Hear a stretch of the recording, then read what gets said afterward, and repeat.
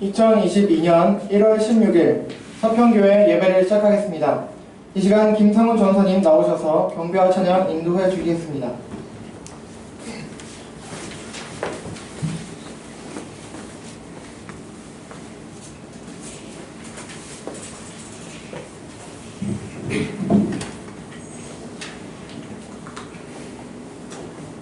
주님 안에 있는 우리에게 어떠한 걱정과 근심이 없습니다. 그 마음을 가지며 우리 하나님께 찬양 드리도록 하겠습니다.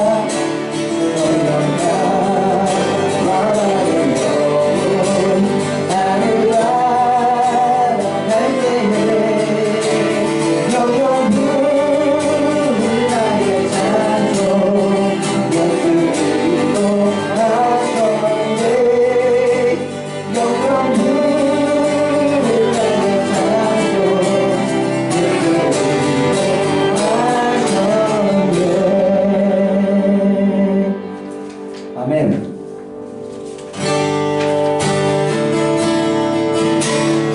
나의 가는 길 주님 인도하시네.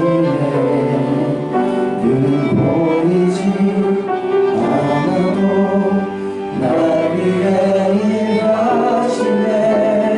주나의 인도자 항상 함께 하시네. 사랑과 힘 베푸시며 인도하시네.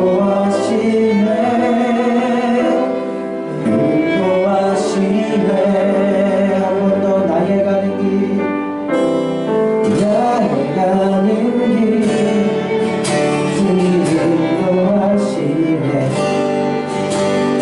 보이지 않아도 날 위해 일하시네. 주 나의 인도자 항상 함께 하시네. 사랑과 힘 베푸시며 인도하시네.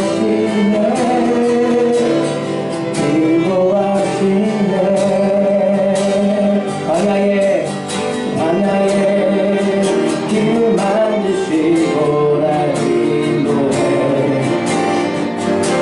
사마리아 만드신 것 보라. 하늘과 땅 보내도 주의 말씀 영원히 내 삶 속에 새기네. 나의 가는 길 주님 인도하시네. 길 보이지 않아도 날 위해 일하시네. 주 나의 인도자 항상 함께 하시네. 사랑과 힘 베푸시며 인도하시네.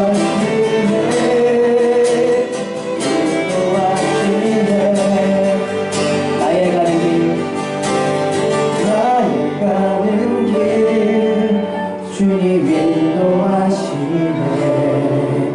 그 보이지 않아도 날 위해 일하시네. 주 나의 인도자 항상 함께 하시네. 사랑과 힘 베푸시며 인도하시네.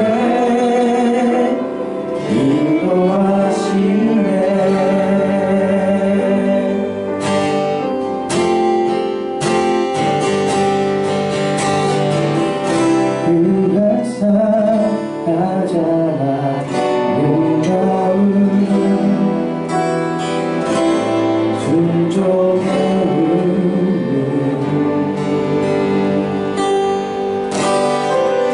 온 세상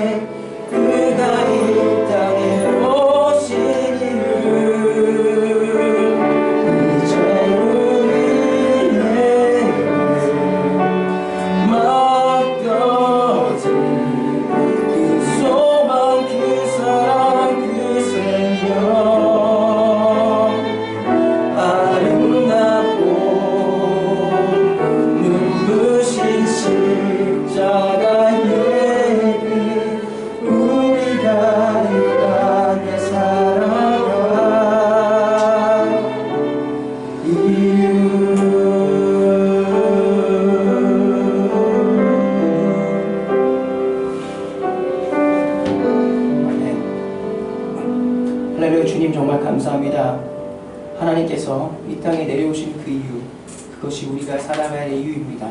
그것은 바로 하나님의 복음, 하나님의 사랑을 전하는 것입니다. 아버지 하나님, 우리 십자가 앞에 이렇게 나왔습니다. 아버지 하나님 말씀 앞에 이렇게 나왔습니다. 예배하는 가운데 더욱더 집중하고 아버지 하나님 말씀을 듣게 하여 주옵소서. 아버지 하나님 찬양할 때에, 예배할 때에, 그 예배 순서 모든 순서에 우리들의 마음을 다 꾹꾹 눌러 담아 하나님과 함께 예배하고 소통할 수 있게 하여 주옵소서. 아버지 하나님 말씀을 듣습니다. 말씀을 듣는 가운데 우리들의 귀를 넣어주시고 우리들의 마음을 열어주셔서 아버지 하나님 목사님이 말씀하신 모든 말씀들 꾹꾹 우리 마음속에 다 새기고 기억하여서 세상을 살아갈 때 우리가 세상에서 승리하고 이웃을 섬길 수 있는 사랑하는 사평교회 식구들이 될 수 있도록 주님 역사해 주옵소서. 하나님께서 우리 가운데 늘 함께 하시고 내주하시며 우리 인도할 줄 믿습니다. 사랑이 많으시고 우리를 위하여 십자가에 돌아가신 우리 구주 예수님의 이름으로 기도합니다. 아멘.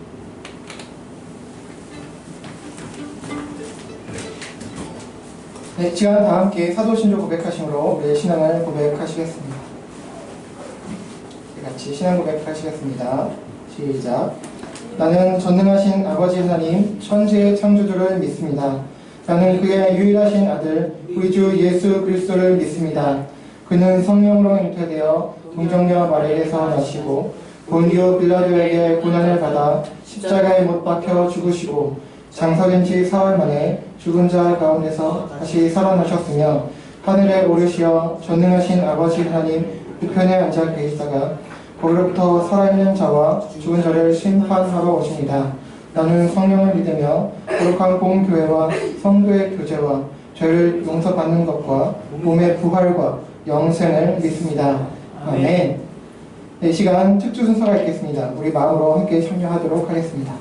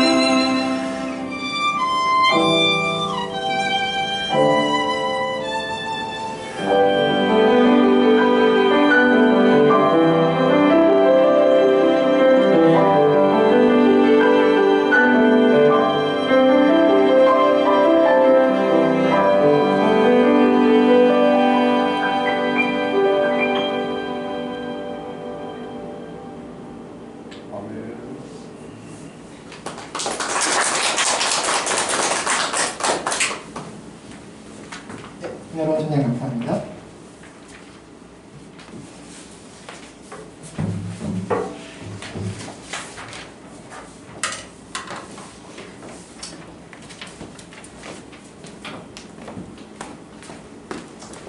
샬롬, 잘 지내셨습니까?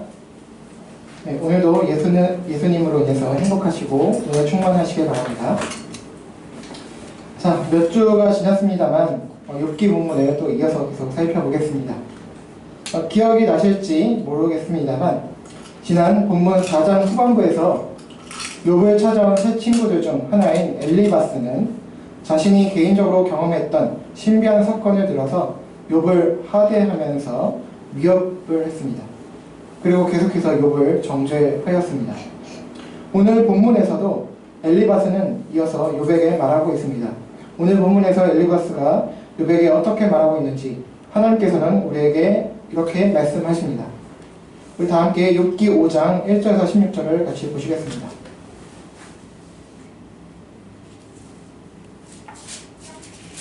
구약성경 욥기 5장입니다. 구약성경 욥기 5장 1절에서 16절, 구약 765쪽입니다. 구약성경 욥기 5장 1절에서 16절입니다. 조금 깁니다만 그래도 같이 한번 읽어보시도록 할게요. 1절부터 16절, 제가 한 절, 여러분 한 절, 마지막 절 같이 읽는 교독하도록 하겠습니다. 제가 먼저 1절 읽습니다. 너는 부르짖어 보라, 내게 응답할 자가 있겠느냐? 거룩한 자 중에 내가 누구에게로 향하겠느냐?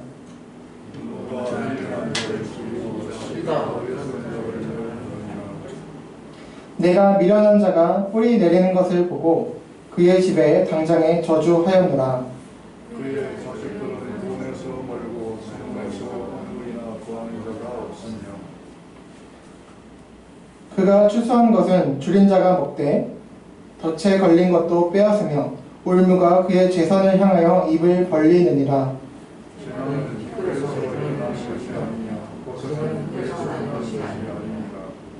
사람은 고생을 위하여 났으니 불꽃이 위로 날아가는 것 같으니라. 나라는 하나님을 좋겠고 내일을 하나님께 부탁하리라. 하나님은 헤아릴 수 없이 큰 일을 행하시며 기이한 일을 셀 수 없이 행하시나니 비를 내리시고 우리를 받으셨으며 낮은 자를 높이 드시고 애곡하는 자를 일으키사 구원에 이르게 하시느니라. 하나님이 그와 자의 계절을 붙들어서 그들의 생일이 성공하지 못하게 하시며 지혜로운 자가 자기의 계략에 빠지게 하시며 간교한 자의 계략을 무너뜨리심으로 그들은 낮에도 어둠을 만나고 대낮에도 그들을 방구하지 않으며 하나님은 가난한 자를 강한 자의 칼과 그 입에서 또한 그들의 손에서 구출하여 주시나니 같이요. 그러므로 가난한 자가 희망이 있고 악행이 스스로 입을 다무느니라. 아멘. 여러분, 지난 본문에서 자신의 신비한 체험을 앞세워서 욥을 하대하고 위협하면서 또 정죄를 이어간 엘리바스는 오늘 본문에서도 여전히 욥을 정죄하며 몰아세우고 있습니다. 그리고 그에게는 고통 중에 있는 욥이 보이지 않는다고 생각될 정도로 그는 욥을 공격하고 있는데 오늘 본문을 살펴보겠습니다. 1절입니다. 너는 부르짖어 보라, 내게 응답할 자가 있겠느냐? 거룩한 자 중에 내가 누구에게로 향하겠느냐? 1절에서 엘리바스는 욥이 고립되어 있다고 주장하고 있습니다. 부르짖어 보아라. 도움을 요청해 보아라. 그래봤자 너 욥은 응답과 도움을 받을 수 없다고 하고 있습니다. 거룩한 자, 여기서 거룩한 자라는 것은 곧 천사들을 의미하는데요. 천사들에게로 향해봤자 하나님은 물론이고 천사들에게로 향해봤자 소용없다고 합니다. 왜요? 엘리바스에게 있어서 욥은 어떤 사람이에요? 극도의 범죄자입니다. 그래서 극한 고통 중에 있다는 것입니다. 그리고 또한 엘리바스의 눈에는 욥은 범죄로 인해서 극한 고통을 받고 있음에도 불구하고 전혀 회개하지 않는 고집스러운 악인의 상태에 처해져 있다는 것입니다. 이어서 엘리바스는 욥이 했던 말을 근거로 욥을 공격합니다. 2절입니다. 분노가 미련한 자를 죽이고 시기가 어리석은 자를 멸하느니라. 엘리바스는 욥에게 분노가 미련한 자를 죽이고 시기가 질투가 어리석은 자를 멸한다고 합니다. 먼저 그가 말하는 개념들 두 가지를 살펴보겠습니다. 분노, 시기. 엘리바스는 이 두 개념을 이용하면서 미련한 자, 어리석은 자와 연결하고 있습니다. 그리고 그들은 죽게 되고 멸망에 처해진다고 하고 있습니다.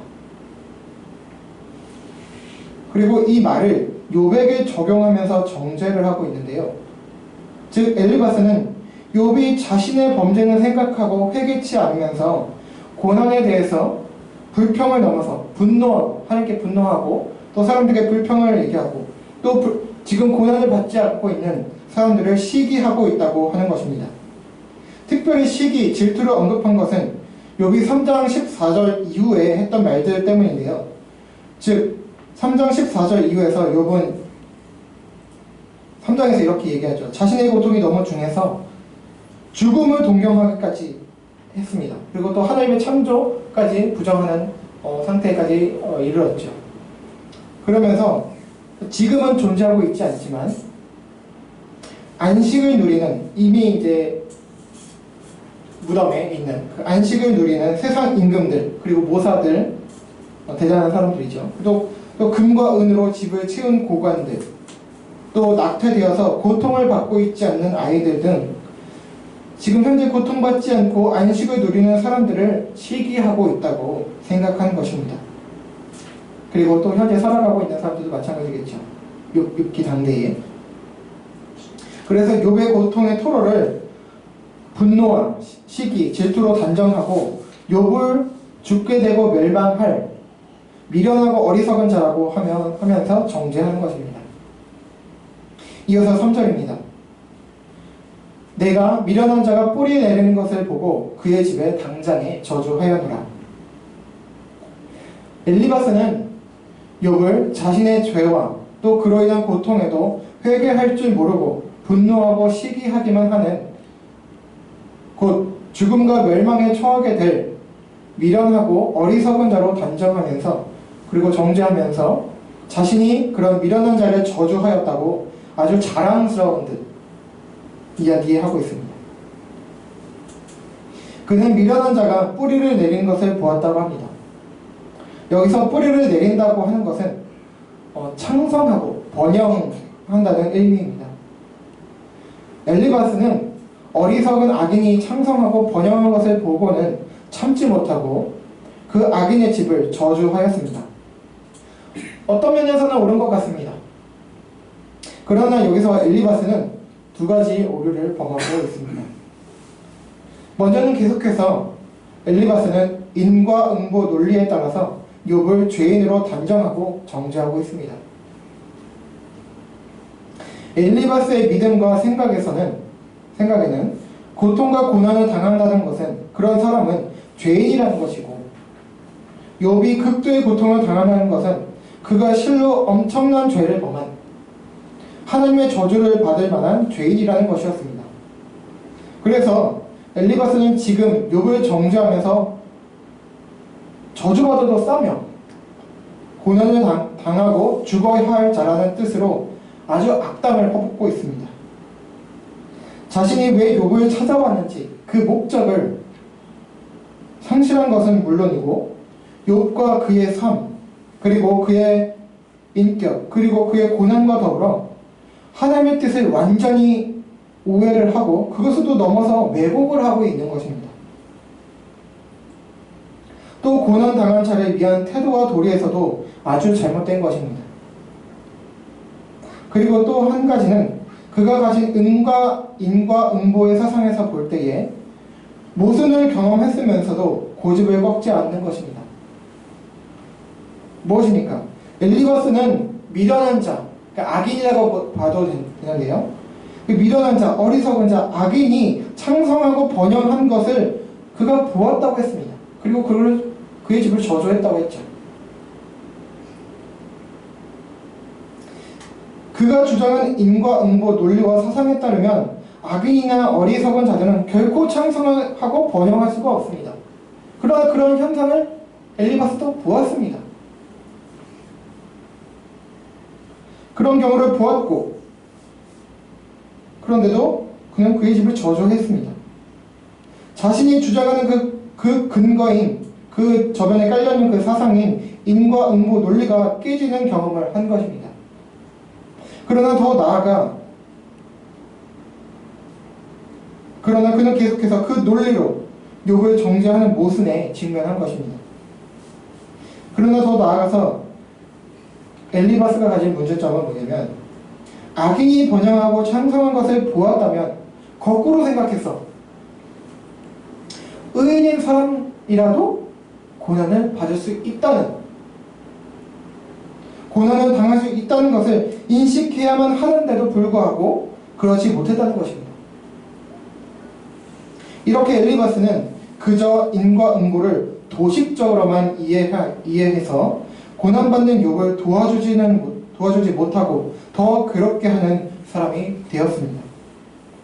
이제 6절, 7절을 같이 보시겠습니다. 6절, 7절 다시 한번 같이 읽어보실게요. 시작! 재난은 티끌에서 일어나는 것이 아니며 고생은 흙에서 나는 것이 아니니라. 사람은 고생을 위하여 났으니 불꽃이 위로 날아가는 것 같으니라. 자, 이렇게 자신의 주장에 모순을 발견하지 못한 채 욥을 계속 공격하면서 엘리바스는 고난에 대해서 설명합니다. 재난과 고생은 티끌과 흙에서 나지 않는다고 합니다. 여기서 티끌과 흙은 외부의 환경을 상징합니다. 즉 엘리바스는 계속 욥의 고난은 외부 환경이나 우연으로 나온 것이 아니라 바로 욥, 너 자신의 죄로 인해서 온 것이라고 하면서 7절에서는 사람은 고생을 위하여 났다고 합니다. 사람이 고생을 위하여 났다? 이것이 무슨 말입니까? 사람이 태어난 목적이 고난을 받는 것이다? 라는 말이죠. 이게 맞는 말입니까? 고난이 사람의 성숙과 연단 또는 죄를 회개하고 돌이키게 하는 목적으로 주어지는 것이지, 사람이 고난을 받기 위해서 태어났다는 것은 잘못된 논지입니다. 다만 엘리바스는 인간이 죄인이기 때문에 고난을 받지 않을 수 없다는 논리를 펴고 있는 것인데, 역시 욥의 상황과 맞지 않고 또 역시 이 말대로라면 의로운 사람도, 하나님의 사람도 결국 고난을 당할 수 있다는 것인데, 그의 주장의 근거인 인과응보 사상에 모순이 발생하게 됩니다.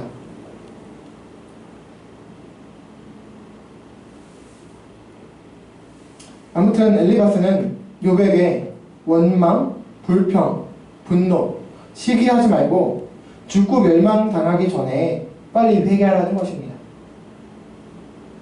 8절을 이어서 보시겠습니다. 같이 한번 또 읽어보실게요. 시작!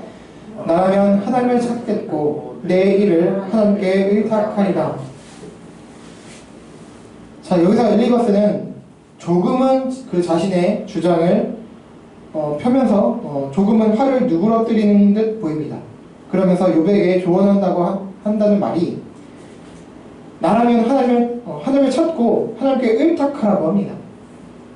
자신이라면 하나님을 찾고 용서를 구하며 자신의 형편을 하나님께 의지하였을 것이라는 말이지요. 여기서 엘리바스는 고난은 물론 신앙이라는 것, 그리고 특히 기도에 대해서도 크게 오해하고 편견을 가지고 있다는 점을 우리는 알 수가 있습니다. 여러분, 욥이 하나님을 안 찾았습니까? 안 찾았을까요? 안 구했습니까? 3장에서 욥이 고통이 심하고 마음이 아파서 자신을 찾아온, 위문하려 서로 상약하고 찾아온 친구들 앞에서 마음을 토하며 죽음을 동경하게 되고, 또 그 외에도 좀 심한 표현을 했지만 하나님의 섭리와 역사조차 부담스럽게 느껴지는 그 심정, 그 상태를 이야기한 바 있습니다. 그랬다고 욥이 하나님을 안 찾았고 안 구했을까요? 엘리바스의 이 말을 다른 말로 하면 욥이 기도를 안 했다는 것입니다.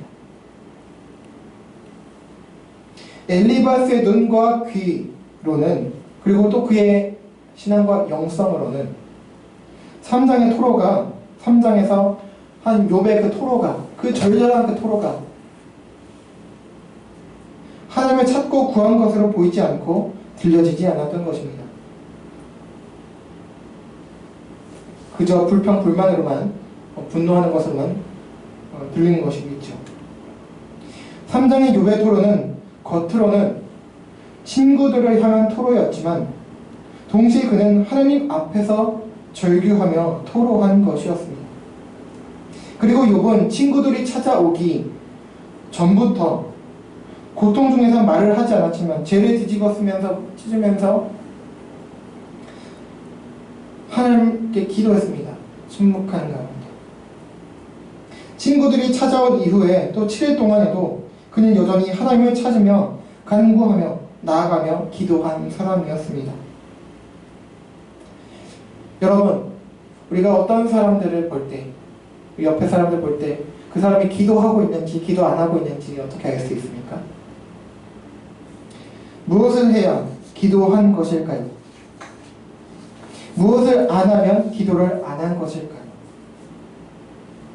우리는 보통 기도라 하면 먼저 하나님을 여러 수식어를 동원하여 부르는 것에서 전지전능하시고 사랑이 많으시고 이렇게 수식어를 붙여서 하나님 아버지를 부르는 것에서부터 시작해서 또 여러 가지 형식을 갖춰서 하는 것을 쉽게 생각합니다. 또 두 눈을 감고 두 손을 모으며 무릎을 꿇거나 또 서거나 이렇게 손을 들고 할 수도 있죠. 주님을 3번 부를 수도 있고 3번 부르든 4번 부르든 그건 자유지만 그런 것을 생각할 수 있습니다. 또 때로는 아까 말씀드렸듯이 주님을 크게 부르고 이렇게 부르지는 저희가 같이 예배 때 하지만 크게 부르고 큰 소리로 부르짖는 것을 생각할 수 있습니다. 이게 나쁘다는 것이 아닙니다. 오해하지 마시기 바랍니다. 우리가 공동 예배 시 기도할 때에 이런 형식들을 가지고 기도합니다.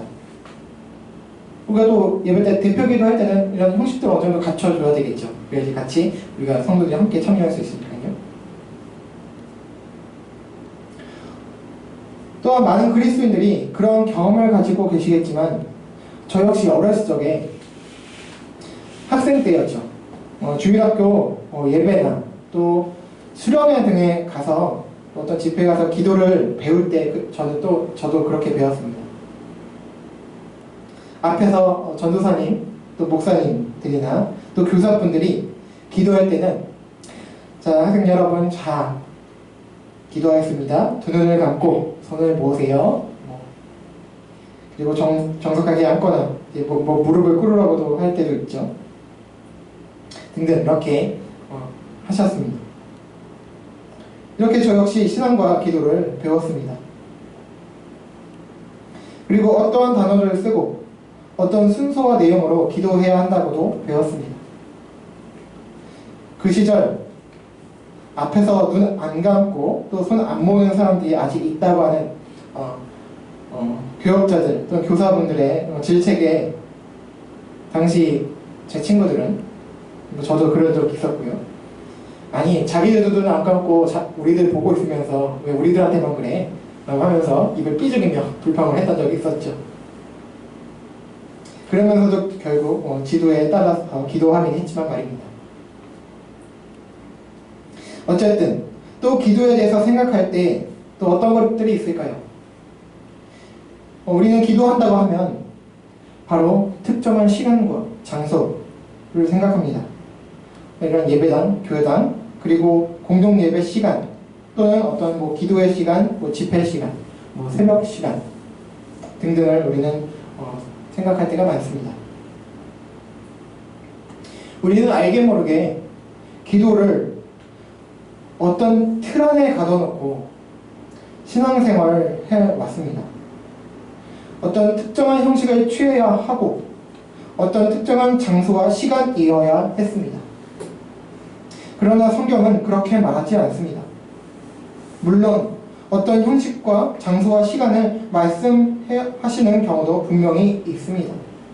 그러나 아무리 그 형식과 장소와 시간이 좋고 또 잘 되어 있어도 중요한 그 기도하는 그 사람의 그 신자의 믿음과 하나님을 향한 마음, 곧 하나님을 경외하는 마음, 그리고 사랑하는 마음, 주님을 신뢰하는 마음이 없다면, 그리고 하나님을 의식하지 않고 한다면 그것은 더 이상 기도라 할 수 없고 그냥 증언번 하는 것이겠죠. 그냥 종교 행위, 종교적 예식이나 행위를 하는 것에 불과하게 됩니다. 기도란 무엇보다 하나님과의 소통이고 대화이기 때문입니다. 영이신 하나님께 믿음과 사랑으로 나아가는 것, 그것이 바로 그리스도인의 특권인 기도입니다. 사랑하는 자녀가 있는 모습 그대로 아버지 하나님을 찾는 것, 그것이 기도입니다. 그 기도에는 일정한 형식이 꼭 없을 수도 있습니다. 장소나 시간에 구애받지 않습니다.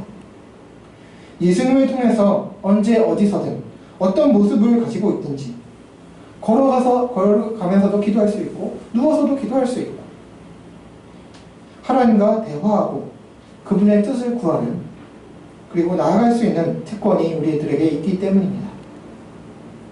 그런데 엘리바스는 욥과 욥의 고난과 신앙에 대해서 잘못 판단함은 물론이고 고난과 기도에 대한 잘못된 사상과 편견으로 인해서 타인을 가볍게 정죄하고 판단하고 있습니다. 고통받는 사람을 더 아프게 고통스럽게 만들고 있습니다. 고통받고 있는 신자와 의인의 그 절절한 토로를 외면하고 조롱과 위협과 정죄로 대응하고 있는 엘리바스. 이와 비슷한 예가 성경에 또 있는데요. 우리 사무엘상 1장 10절 그리고 12절부터 15절 같이 함께 보시겠습니다. 우리 구약성경 사무엘상인데요. 우리 1장 앞에 있으니까요. 같이 한번 읽어보실게요. 시작! 한나가 마음이 괴로워서 여호와께 기도하고 통곡하며 그가 여호와 앞에 오래 기도하는 동안에 엘리가 그의 입을 주목한즉 한나가 속으로 말하매 입술만 움직이고 음성은 들리지 아니하므로 엘리는 그가 취한 줄로 생각하지라. 엘리가 그에게 이르되 내가 언제까지 취하여 있겠느냐 포도주를 끊으라 하니 한나가 대답하여 이르되 내 주여 그렇지 아니하니이다. 나는 마음이 슬픈 여자라. 포도주나 독주를 마신 것이 아니요 여호와 앞에 내 심정을 통한 것뿐이오니. 아멘. 사무엘상 1장에 보시면 그 유명한 한나가 등장합니다. 한나는 엘가나라는 사람의 아내고 또 엘가나와 한나는 바로 그 유명한 사무엘 선지자의 부모입니다. 그런데 엘가나에게 한나 외에도 분인나라고 하는 또 다른 아내가 있었습니다. 아내가 2명인 것이었죠. 그런데 문제는 엘가나가 사랑하는 한나에게 자식이 없었던 것입니다. 분인나는 임신해서 자식을 낳았는데 한나에게는 자식이 없으니 자식이 있는 그 자식 여부로 복의 여부를 판단했던 당대로서는 한나에게 이 자식이 없다는 그 사실은 큰 고통이었을 것입니다. 더하여 자식을 낳은 분인나가 한나를 계속 조롱하면서 괴롭혔던 것입니다. 이런 상황에서 마음이 괴롭고 슬픈 한나가 그 제사장 엘리가 있는 성막이 있는 실로, 당시는 성전, 건물 성전이 아직 지어지기 이전이기 때문에 성전은 솔로몬 왕 이후 때 세워졌기 때문에 이때는 아직 그 다윗 왕조차 왕이 되기 이전이고 그 전 왕 사울 왕도 왕이 되기 이전이기 때문에 훨씬 전이죠. 그래서 성막이 텐트 형식의 성막이 있는 실로라는 곳에 와서 기도하는데 엘리가 그 장소에 있었습니다. 한나가 마음이 힘들어서 기도하고 있었습니다. 근데 기도하는데 통곡도 했어요. 근데 나중에 오래 기도하는 동안 이제 입술만 이제 움직이면서 마음으로 기도했던 거예요. 기도 소리가, 그 음성 소리가 안 나자 이상하게 여긴 제사장 엘리가 보고는 음성은 안 들리고 하나의 입만 움직이자 한나가 술 취한 것으로 오해하고 그래서 여기고 꾸짖었다는 것입니다. 그러나 한나는 15절에서 이렇게 대답하였습니다. 여호와 앞에 내 심장을 통한 것뿐이오니 심장을 통한 것입니다 라고 말했습니다. 엘리는 제사장이었습니다. 어떤 영적인 그 제사장 지도자였습니다. 그럼에도 불구하고 사람이 마음이 아픈 자의 그 기도를 편견을 가지고 판단해서 위로는 못해줄 망정 상처를 준 것이었죠. 엘리에게 있어서 기도는 소리를 내야 한다는 편견을 가지고 있었던 것입니다. 마찬가지입니다. 엘리바스, 욥의 친구 엘리바스, 그도 역시 고난과 더불어 기도, 신앙생활에 대해서 편견을 가지고 있었습니다. 그렇습니다, 여러분. 한나의 대답에서 알 수 있듯이 기도는 여호와 앞에, 하나님 앞에, 하나님께 우리의 마음을 통하는 것입니다. 드리는 것입니다. 아뢰는 것입니다. 대화하는 거예요. 소통하는 겁니다. 그런 과정에 소리가 나느냐 안 나느냐, 어떤 형식과 태도이냐, 어떤 수식어를 쓰느냐, 눈을 감느냐, 손을 모으느냐, 무릎을 꿇느냐 마느냐, 어떤 장소에서 하느냐, 언제 하느냐 등은 별 의미가 없습니다. 중요한 것이 아닙니다. 기도란 하나님과 소통하고 대화하는 것이며 우리 삶과 마음을 하나님께 아뢰는 것, 토로하는 것, 통하는 것입니다. 그리고 무엇보다 기도한다고 우리가 의식하는 것만이 기도가 아닙니다. 우리가 소위 하나님께 기도한다고 하는 그것만 하나님께서 듣고 계신 것이 아니라는 말씀입니다. 우리 함께 다음의 그림을 보시겠습니다. 우리 작년에 평창절 예배 때 보여드린 그림입니다만 다시 한번 보시기를 바랍니다. 여기 위에 있는 그 그림 이미지보다는 중간에 글을 제가 말씀드리고 싶은데요. 중간에 이런 글귀가 있습니다. 그리스도는 이 집의 주인이시오. 식사 때마다 보이지 않는 손님이시오. 모든 대화에 말없이 듣는 이시라. 이 글귀에서도 알 수 있듯이 우리 주님께서는 우리 눈에 보이시지 않으시지만 우리의 모든 대화조차 듣는 이십니다. 우리가 하나님께 드리는 기도라고 생각하는 우리 평상 일상적인 그런 말, 지금 평상적으로 우리가 하는 말조차 하나님께서 다 들으시고 계시다는 거예요. 우리가 기도라고 생각하지 않는 모든 말도 다 듣고 계시고 심지어 우리 생각까지 마음까지 다 읽고 계신다는 거예요. 꼭 소리를 내어 말하지 않아도, 꼭 주님을 말로 부르지 않아도 하나님께서는, 우리 주님께서는 다 알고 계십니다. 우리가 어떤 형편에 처해 있는지, 무엇이 필요한지 다 알고 계시다는 것입니다. 우리가 구하기 전에 이미 다 알고 계시다는 겁니다.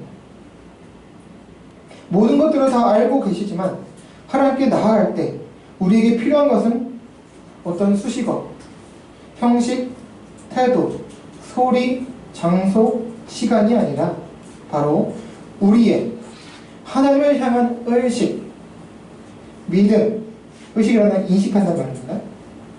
인식하는 것, 그리고 하나님께 대한 믿음이 있느냐, 경외하는 마음이 있느냐, 주님을 사랑하느냐, 그리고 그분을 신뢰하느냐 입니다. 엘리바스는 욥의 인생과 신앙을 함부로 판단했고 그를 정죄했습니다. 이는 그가 가진 고난 및 신앙과 기도에 대한 편견과 오해에서 비롯된 것이었습니다. 그리고 그의 내면에 고통받는 이웃과 친구에 대한 긍휼과 사랑의 부재에서 비롯된 것이었습니다. 욥은 그 고난 중에도 기도했고 친구들이 찾아온 후에도 하나님을 찾았습니다. 친구들은 그 심정의 기도를 듣지 못했지만, 알지 못했지만 하나님께서는 듣고 계셨습니다.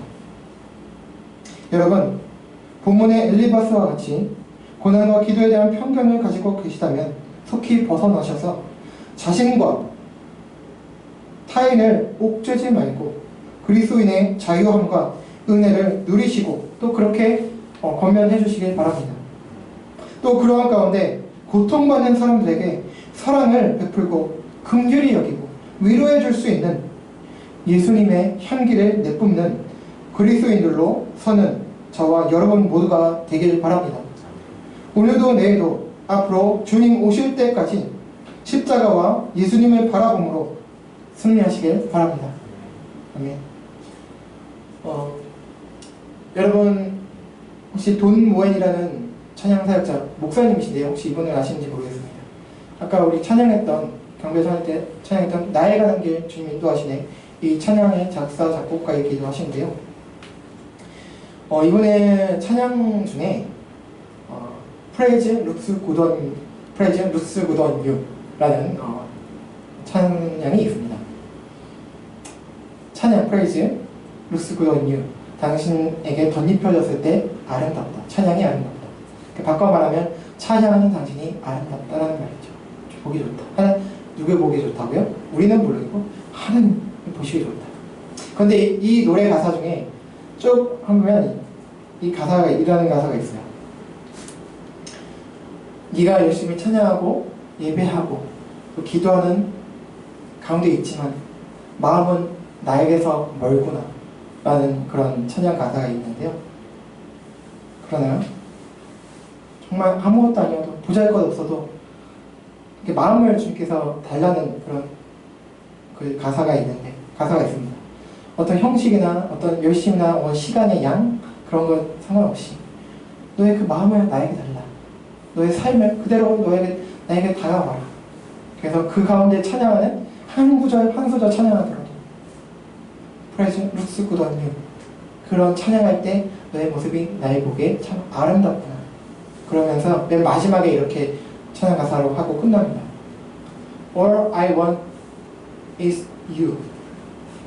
그러니까 하나님께서 진짜 원하시는 것은 어떤 예배 형식, 어떤 대단한 것이 아니라 바로 너 자신, 우리 자신이라는 것입니다.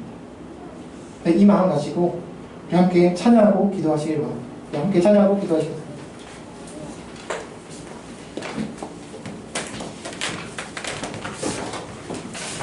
지난번에도 우리 찬양했는데요. 우리가 간직해야 할, 그리고 이어서 하나님의 사랑을 주만 바라봅시다. 찬양합니다.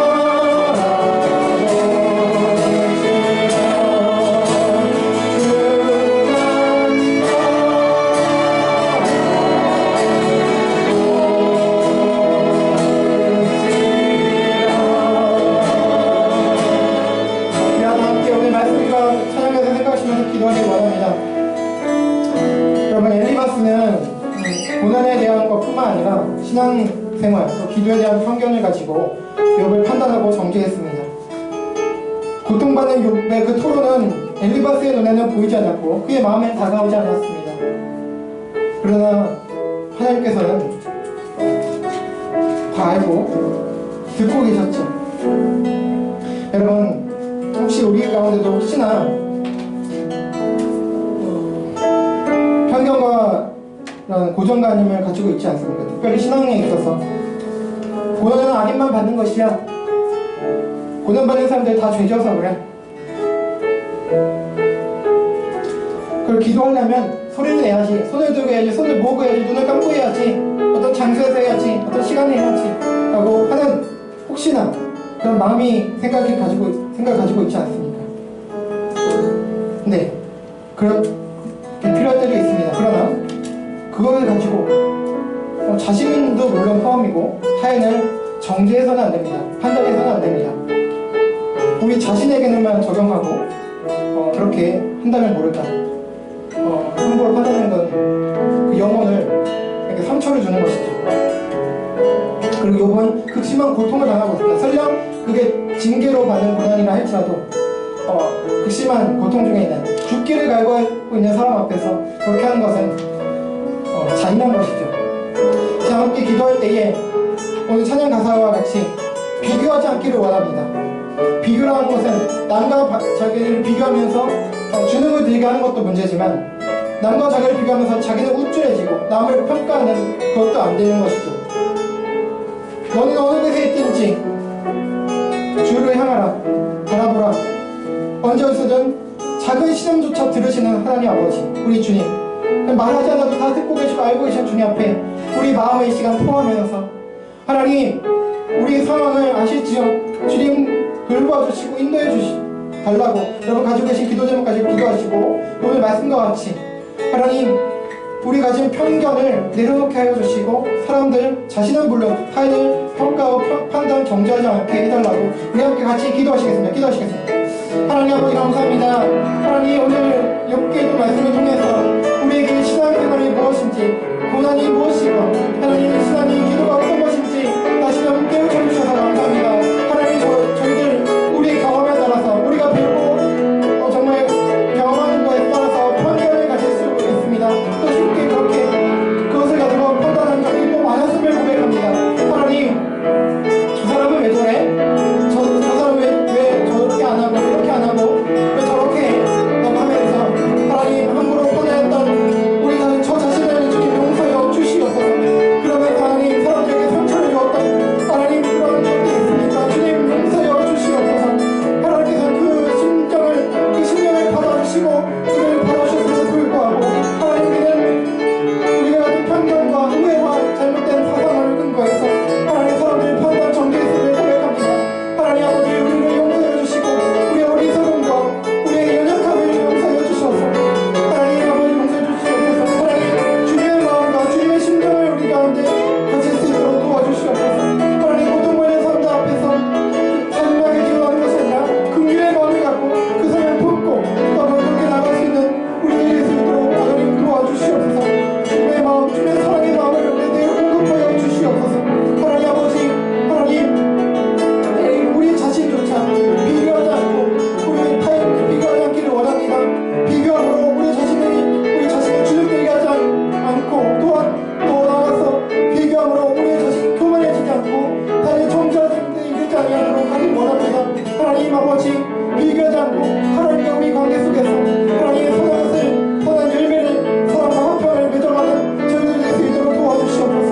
하나님 아버지, 그렇게 사랑의 마음, 긍휼의 마음, 주님의 마음을 갖고 우리 자신이 고난 가운데 있을 때, 우리가 때는 너무 힘들어서 하나님 아버지라고 우리가 잘될 때 마음속으로 하나님, 그냥 주님 이렇게 부를 수밖에 없는 그 상황에서 자신을 정죄하지 않고 타인조차 정죄하지 않는 그런 주님 자유로운 마음을 가지고 주님께 나아갈 수 있는 하나님, 주님 사랑하는 마음, 그분의 정말 안다는 마음으로 돌아올 수 있는 저희 자신에게 하여 주시고, 그 가운데 하나님 타인을 섬기고 위로하는 그 일에게 저희들 될 수 있도록 아버지 도와주시고 인도하여 주시옵소서. 하나님, 서평교회 사랑과 평화의 공동체에서 하나님 그 마음 가지고 하나님 우리 신앙생활 해갈 수 있도록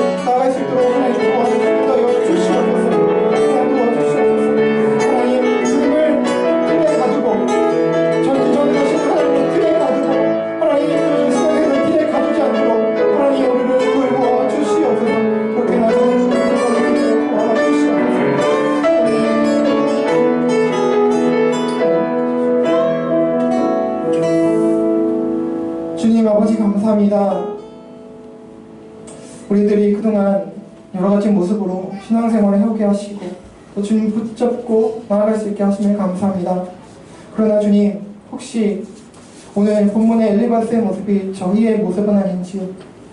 혹시 우리가 경험했던, 우리가 배워왔던 그 어떤 신앙의 형식이나 모습 때문에 그 안에 갇혀서 그 모습 가지고 타인을 쉽게 판단하고 있었진 않은지요?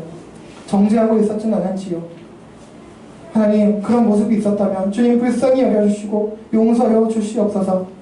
하나님, 타인뿐만 아니라 혹시 우리 자신도 나는 너무나 약해서 어떤 기도의 자리에 못 나가고 어떤 모습으로 기도하지 못하고 또 기도해도 그렇게 길게 남들처럼 길게 기도하지 못하고 그런 연약함이 있는데 하나님 정말 부끄럽다라고 하면서 자신을 자책하면서 혹시 그런 점이 있었지 않은지요? 하나님, 그러나 주님께서는 그런 걸 다 떠나서 너 자신을 나에게 달라, 너의 마음을 달라 라고 하고 계십니다. 그리고 평가하지 말고 자유함 가운데 자신과 타인을 품으라고, 그렇게 예수님의 마음으로 품으라고 말씀하고 계십니다. 하나님, 비록 쉽지 않지만 우리 이 말씀 붙들고 주님의 마음을 가지고 주님께서 우리를 어떻게 사랑하셨고 타인을 어떻게 사랑하시는지 그 마음을 가지고 이제 나아가길 다짐하고 원합니다. 하나님, 우리를 불쌍히 여겨주셔서 우리 연약한 우리를 도우사 하나님, 앞으로는 예수님의 향기가 나는 자유함 가운데 그렇게 향기를 내뿜는 자신과 또 타인을 섬기는 그런 그리스도인들로 세워주시옵소서. 하나님, 인도하여 주시고 오늘 하루도 붙잡아 주시옵소서. 감사하며 예수 그리스도의 이름으로 기도합니다. 아멘. 네, 감사합니다. 좀 시간이 지났는데요. 네, 방금 말씀드리겠습니다. 네, 오늘도 축제해 주신 세 분께 감사 말씀드립니다. 네, 또 다른 분들 PPT 찬양도 감사합니다. 네, 계속해서 광고드리는데 기명 연구하신 분들 중 기본 영수 좀 필요하신 분들은 이번 달 안으로 저에게 신청해 주시면 되겠습니다. 이제 다음 주 중에 제가 날을 잡고 1년치를 이제 정리를 해야 되기 때문에 날을 잡고 이제 정리해서 프린트를 해서 드리겠습니다. 네, 다음 주에는 이제 이번 달이 마지막 주가 이제 5주라서 5째 주인데 아무래도 설 연휴도 껴있고 해서 마지막 주가 아닌 다음 주에 우리 김재희 목사님께서 설교해 주시도록 하겠습니다. 네, 다른 광고는 주보로 참조해 주시길 바라고요. 그럼 다 함께 자리에서 일어나시겠습니다.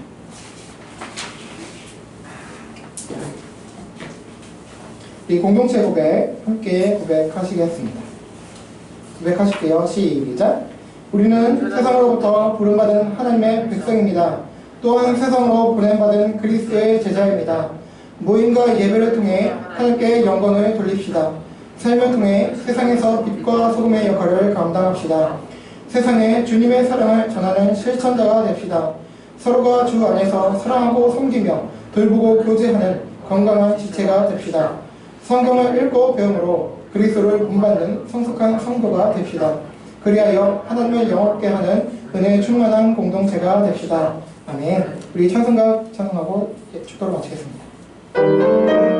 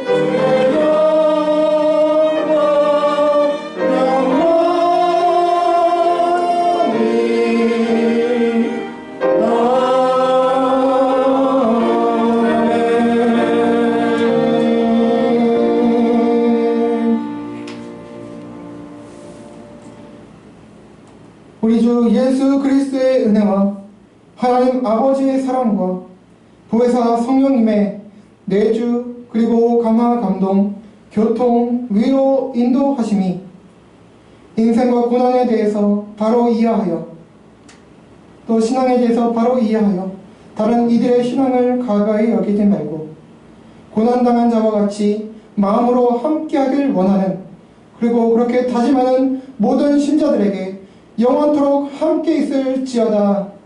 아멘.